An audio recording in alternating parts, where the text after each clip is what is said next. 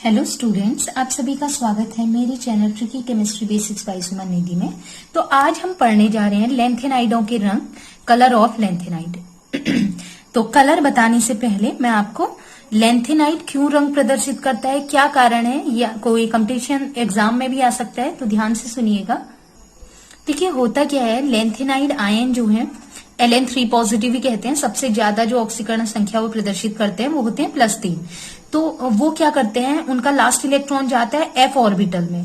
तो वो क्या करेंगे, जैसे डी ऑर्बिटल वाले जो डी वर्ग के जो भी तत्व हैं डी आवर्त वाले, वो डी संक्रमण प्रदर्शित करते हैं। ठीक इसी प्रकार लेंथेनाइड आयन की अगर बात करें तो इनका अंतिम इलेक्ट्रॉन F में जाता है, इसलिए ये FF संक्रमण प्रदर्शित करते हैं। मतलब इनका इलेक्ट्रॉन F से होके F में ही जाएगा। ठीक है, लो एनर्जी के F से हाई एनर्जी के F में। तो क्या होता है, FF संक्रमण प्रदर्शित करने के कारण ये रंग प्रदर्शित करते हैं।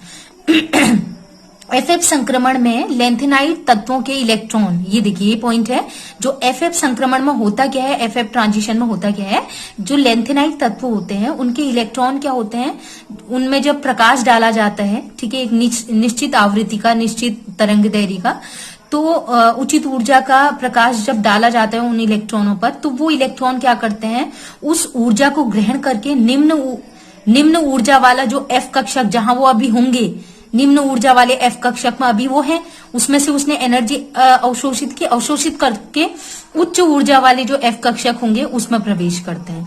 तो निम्न ऊर्जा वाले F कक्षक से उच्च ऊर्जा वाले F कक्षक में प्रवेश करना ही क्या कहलाता है, FF संक्रमण, और इसी के कारण ये रंग प्रदर्शित करते हैं। अवशोषित प्रकाश के सापेक्ष पूरक रंग दिखाई देता है। देखिए जब क्या होता है, उसके बाद जो भी प्रकाश उसने जिस भी आवृत्ति का प्रकाश अवशोषित किया होगा, जिस भी फ्रीक्वेंसी की लाइट उसने एब्जॉर्ब करी होगी, उसके सापेक्ष क्या होता है, उसके जस्ट अपोजिट एक पूरक रंग होता है। तो जिस लाइट को अवशोषित किया होगा उसका जस्ट पूरक रंग, जो उसका कॉम्प्लीमेंट्री कलर है, वो दिखाई देता है। यहां पर मैंने एक डायग्राम शो किया है, उस डायग्राम को आप देख लीजिए। उस डायग्राम में आपको दिखाई दे रहा है हर एक कलर का, जो अवशोषित कलर है उसका पूरक रंग यहाँ पर दिखाई दिया है। मतलब अगर ये प्रकाश अवशोषित करेगा, अवशोषित अगर बैगनी प्रकाश कर रहा है तो वो कौन सा कलर दिखाएगा, अगर रेड कलर अवशोषित कर रहा है तो वो कौन सा पूरक रंग दिखाएगा। अवशोषित करा हुआ प्रकाश अलग है, और जो प्रदर्शित करेगा, जिस रंग का वो दिखाई देगा, वो पूरक रंग होता है। जो हमें कलर दिखाई देगा वो पूरक रंग होगा उसका।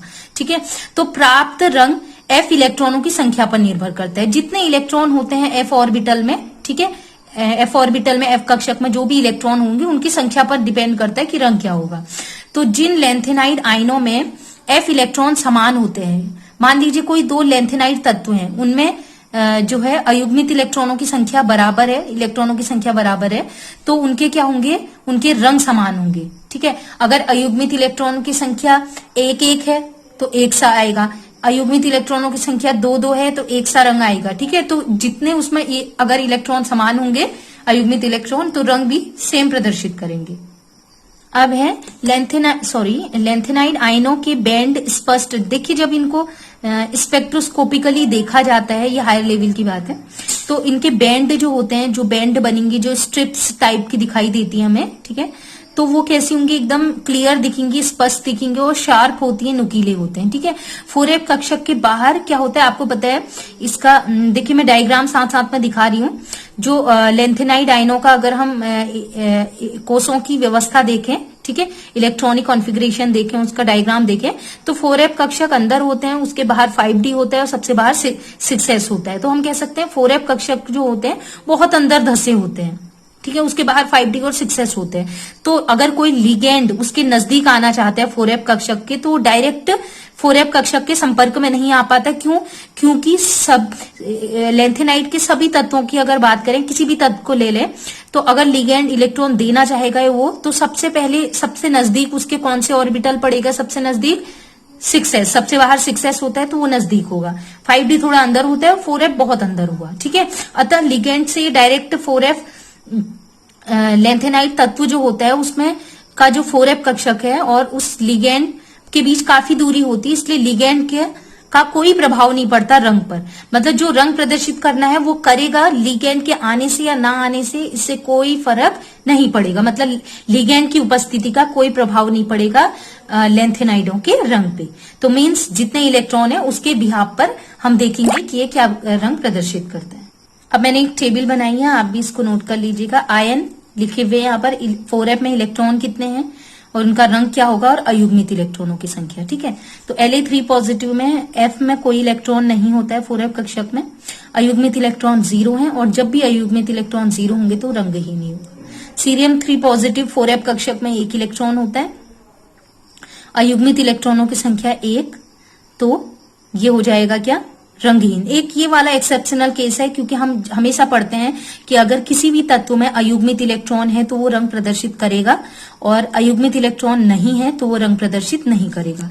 लेकिन अयुग्मित इलेक्ट्रॉन यहाँ 0 है, ठीक है, अयुग्मित इलेक्ट्रॉन 0 है, ये तो रंगहीन है, ठीक है। लेकिन यहाँ अयुग्मित इलेक्ट्रॉन 1 है, इसने क्या है, रंग प्रदर्शित करना चाहिए लेकिन ये रंग प्रदर्शित नहीं करता कुछ विशेष कारणों से। ठीक है, ऐसे है प्रोसियोडाइनियम, इसमें 4f में इलेक्ट्रॉन होते हैं 2 और अनपेयर्ड इलेक्ट्रॉन भी इसमें 2 हैं तो ये रंग हरा प्रदर्शित करते हैं। ऐसे ही पीआर में आपको पता है अब 4f में इलेक्ट्रॉन है 2। देखिए अनपेयर्ड अयुग्मित इलेक्ट्रॉन होता है अकेला इलेक्ट्रॉन, तो एक डिब्बे में अकेला इलेक्ट्रॉन है तो टोटल कितने डिब्बे में एक एक इलेक्ट्रॉन है, 2, तो अयुग्मित इलेक्ट्रॉन 2 है। ऐसे ही एनडी का देखें तो इसमें 4f में भी 3 इलेक्ट्रॉन है भरती है और अयुग्मित इलेक्ट्रॉन देखें तो 1 2 3, तो कलर है नीला।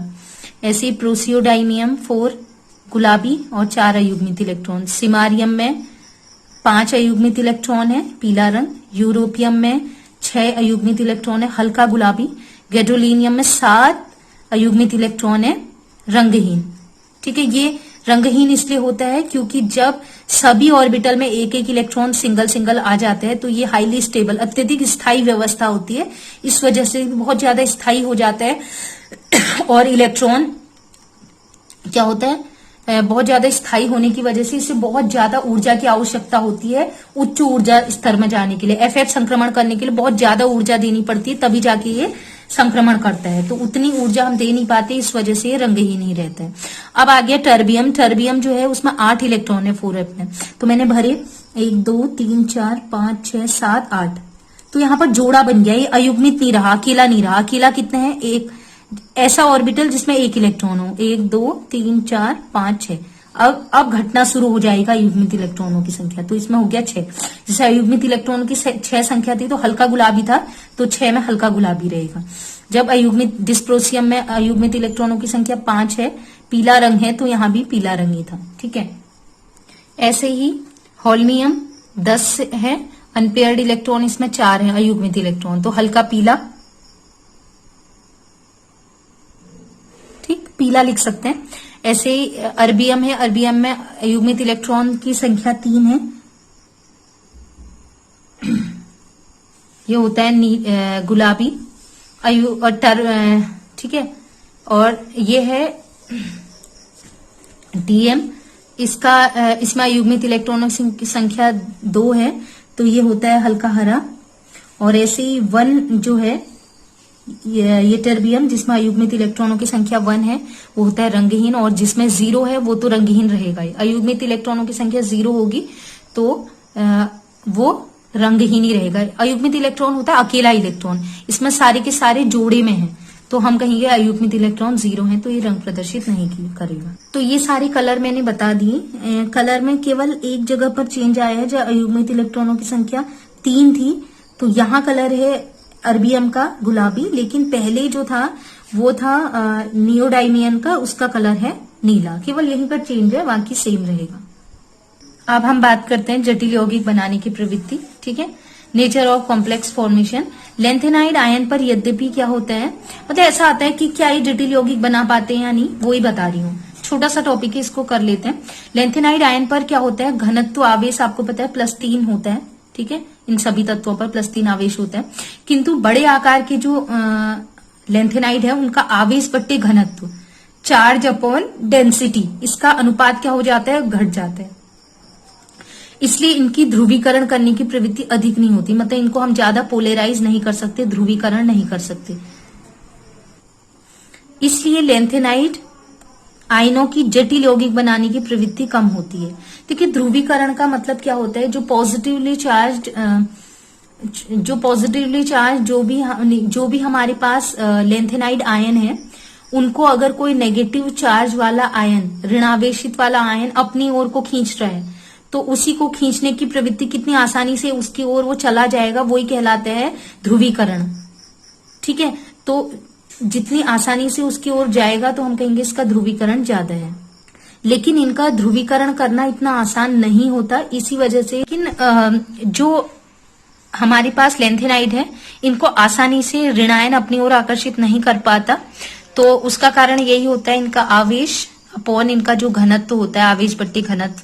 ठीक है, इसका अनुपात, आवेश और घनत्व का जो अनुपात है वो बहुत कम होता है। इस वजह से इनको कोई भी आयन, ऋणायन आसानी से ध्रुवीकृत नहीं कर सकता। ठीक है, तो ध्रुवीकरण इनका आसानी से नहीं हो सकता, तो कोई भी ऋणायन जो होता है, इन धनायन, ये कैसे होते हैं, अपने आप में धनायन होते हैं। तो जब धनायन ऋणायन एक दूसरे के साथ अटैच्ड होंगे तब वो कोई जटिल यौगिक बनाएंगे। अब ये जो धनायन है, इनको ऋणायन अपनी ओर को आसानी से आकर्षित नहीं कर सकता, उनके साथ बॉन्ड नहीं बना सकता। इस वजह से लैंथेनाइड आयनों की जो जटिल यौगिक बनाने की प्रवृत्ति होती है, कम होती है। क्वेश्चन में आता है कि एक्टिनाइड और लैंथेनाइड में से किसकी ज्यादा होती है और क्यों, वो बाद में पढ़ेंगे। ये नहीं करते, और क्यों नहीं करते, क्योंकि आवेश और घनत्व का अनुपात इनका जो होता है बहुत कम होता है। इसमें भी कुछ लैंथेनाइड ऐसे होंगे जो जटिल यौगिक बना सकते हैं, तो कौन कौन से हैं, तो जो एक दंतुर लिगेंड से बनने वाले जटिल यौगिक हैं, बहुत कम, मतलब ऐसे लैंथेनाइड आयन जो जिनके साथ कौन बॉन्ड बनाना चाहते हैं, एक दंतुर लिगेंड। ऐसे लिगेंड अब नेक्स्ट चैप्टर में मैंने पढ़ाना ही है। लिगेंड वो होते हैं जो इलेक्ट्रॉन दान करते हैं सॉरी, केवल एक साइड से। तो एक दंतुर एक साइड से दान करने वाले इलेक्ट्रॉन जो होते हैं, जो लिगेंड एक साइड से दान करते हैं, उनके साथ ही बहुत कम मात्रा में जटिल यौगिक उनके बने हैं। और लेकिन जो चिलेटिंग यौगिक हैं, जो रिंग बनाते हैं, ऐसे लिगेंड जो रिंग बनाते हैं, रिंग का निर्माण करते हैं, जैसे बीटा डाइकीटोन है, ऑक्साइड है, एडिटा है, बहुत इंपोर्टेंट है एडिटा, मैं पढ़ाऊंगी नेक्स्ट जो हमारा चैप्टर चलेगा कोऑर्डिनेशन कंपाउंड, उपसंयोजक यौगिक में। उनके साथ ये बहुत ज्यादा यौगिक बनाते हैं। ठीक है, ऐसा नहीं कि बिल्कुल नहीं बनाते, थोड़ी बहुत बनेंगे, लेकिन वो किसके साथ ज्यादा बनेंगे, चिलेटिंग रिंग वालों के साथ। इसके अलावा कुछ पाई लिगेंड होते हैं, जैसे CONO, इनके साथ भी ये जटिल यौगिक नहीं बनाते, इसका ध्यान रखना है। तो ये ज्यादातर चिलेटिंग लिगेंड के साथ, वो जो रिंग वाले लिगेंड होते हैं उनके साथ बनाते हैं। तो और एक फीचर्स ये है, परमाणु क्रमांक जैसे जैसे इनका बढ़ता है, यौगिक ज्यादा स्थायी होते जाते हैं। मतलब जितने बड़े परमाणु क्रमांक का लैंथेनाइड यौगिक बनाएगा, वो उतना ज्यादा स्थायी यौगिक होगा। लैंथेनम से जब हम ल्यूटेटियम की ओर को जाएंगे तो परमाणु क्रमांक बढ़ रहा है, तो वो परमाणु क्रमांक बढ़ने के साथ जो भी जटिल यौगिक बनेगा वो ज्यादा अच्छा होगा, स्टेबल होगा। जैसे कि ये देखिए, ये बीच में कोई भी लैंथेनाइड आयन ले सकते हैं आप, इसमें ये लिगेंड जुड़े हुए हैं, इसमें अलग अलग टाइप के लिगेंड जुड़े हैं। इस लैंथेनम के साथ कोई भी हमारा है तत्व लैंथेनम, इसके साथ ये क्या बना रहे हैं, एक कॉम्प्लेक्स कंपाउंड, बहुत ज्यादा जटिल यौगिक इसने बनाया हुआ है। तो देख लीजिए, अब ये लास्ट पॉइंट है, तो सोच रही हूँ कि ये कंप्लीट ही हो जाता है, इसके बाद हमारा लैंथेनाइड, तो इसको भी डिस्कस कर लेते हैं। जल्दी जल्दी देख लीजिए लैंथेनाइडों के उपयोग, क्या क्या यूज में आता है लैंथेनाइड। ठीक है, फर्स्ट है सीरियम लवणों का उपयोग। जो सीरियम के लवण है उनका उपयोग कॉटन को रंगने में किया जाता है और औषधियों में किया जाता है, औषधि निर्माण में। ठीक है, इसके अलावा सीरियम फॉस्फेट जो है उसको पेट्रोलियम उद्योग में उत्प्रेरक की, मतलब पेट्रोल के निर्माण में उत्प्रेरक की तरह प्रयुक्त करते हैं। इसके अलावा नियोडाइमियम का जो ऑक्साइड होती है और प्रोसियोडाइमियम का ऑक्साइड होता है, इसका प्रयोग हम क्या करते हैं, शीशे, कांच को रंगने में किया जाता है। इसके अलावा ऑप्टिकल फिल्टर बनाया जाता है। जो पॉसिबल डायग्राम है मैं साथ में दिखा रही हूँ, आप देखते जाइए। लैंथेनाइड का प्रयोग धातु निष्कर्षण में भी किया जाता है।